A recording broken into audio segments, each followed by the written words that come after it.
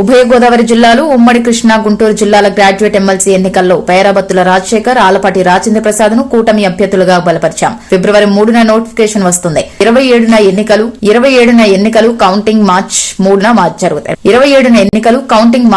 జరుగుతాయి. ప్రతి గ్రాడ్యుయేట్ ను కలిసి భారీ మెజార్టీ సాధించాలి. చదువుకున్న వాళ్లంతా కూటమితోనే ఉన్నారు.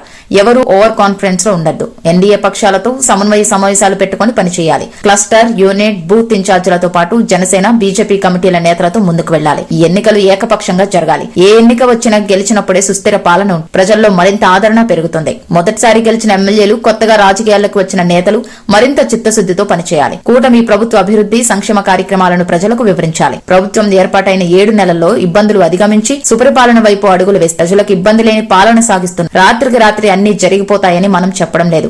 గాడి తప్పిన వ్యవస్థలను సరిదిద్దుతున్నాం. కేంద్ర ప్రభుత్వ సాయంతో విశాఖ స్టీల్ ప్లాంట్, రాజధాని అమరావతికి ఆర్థిక సాయం, పోలవరానికి నిధులు, రైల్వే జోన్తో పాటు ఇతర అభివృద్ది, సంక్షేమ కార్యక్రమాలు చేపడుతున్నాం. కూటమికి యూటీఎఫ్ మినహా మిగతా ఉపాధ్యాయ సంఘాల మద్దతు ఉందని ఈ సందర్భంగా అభ్యర్థులు తెలిపారు.